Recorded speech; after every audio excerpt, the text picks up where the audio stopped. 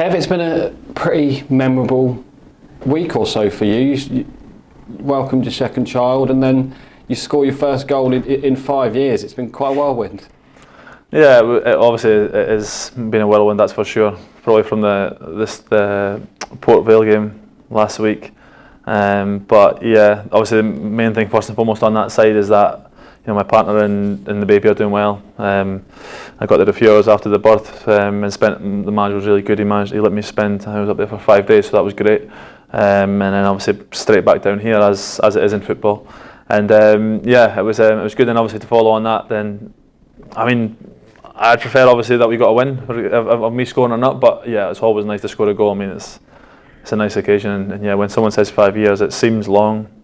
I mean, it is long actually. But it's an eye opener, that. I guess the downside of being in Exeter when your family is in Scotland, that you weren't able to make the birth, but like you said, she's doing well, and it sounds like you had a bit of a journey up there as well. Yeah, well, obviously we left here for Port Vale on the coach, which was, I think it was 5 hours to get there. So I remember we left at 1, got there about 6 o'clock, and then I think she started getting like contractions. You know how it is. I think around about 8:30, and then suddenly they're at 9 o'clock at the hospital. So by that time, it was physically impossible for me to get there. That's just how it is. Because from where we were another 5 hours up to Dundee. So fortunately enough, I've got a good brother-in-law. So the journey back home was good. It was a good laugh, and obviously the baby was born on that journey. So stopped off, had a little beer for the road. Just one it was actually, just in case the manager's watching. But no, I just had a beer on the road, just to kind of celebrate and stuff. And then got up there about 3 o'clock in the morning. Spent a few hours in there, and then obviously back home. So it was that was a long, but I wouldn't say emotional day. Probably more emotional for my wife, who I can imagine obviously for her at the time. But like a long day. But yeah, well worth it. Well, you said it was 5 years ago, Fulham against Millwall when you last scored in 2018. Did you realise it was that long ago when you scored that goal? I didn't realise that was my last goal. I knew it would have been long, but I didn't realise that was my last goal. Was that season, which is kind of mad, really. Which, yeah, because obviously I didn't score many for Fulham. I pitched in here and there, not many great goals actually, but that one was obviously a good goal at the time. So I didn't realise it was that goal, which, yeah, I don't know. I'm sure they must have missed one somewhere.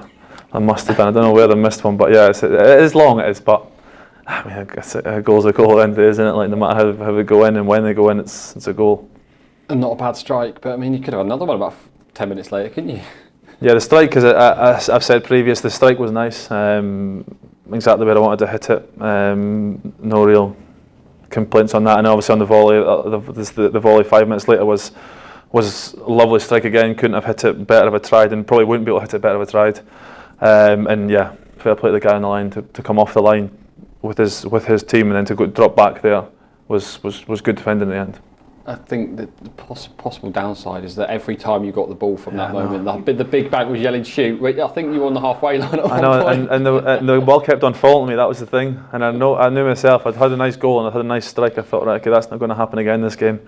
No, it's one of them ones that was it does keep falling to me. But I know myself. After that, it was the right decisions to pass at certain times and stuff. And if it was on to shoot, I'm not afraid to shoot. Listen, I mean, I'll have probably another 50 shots and probably 45 of them will go in that big bank from now to end of the season. But like that's just how it is. You know what I mean? You get one like that and you get another one like that volley, and no matter which way they go in, if it's 5 yards out or 30 yards out, then whatever goes in and whatever goes towards getting 3 points is the main thing. I mean, you're clearly looking for more. We saw the Instagram post this morning. Bagsman's back. The Bagsman's back now. It's one of them ones, isn't it? Like everyone says it. Like my mates and stuff, and mates through football are like this. Just I don't know why. That's why I put the upside down little smiley, because everyone knows like there's nowhere near a Bagsman is here.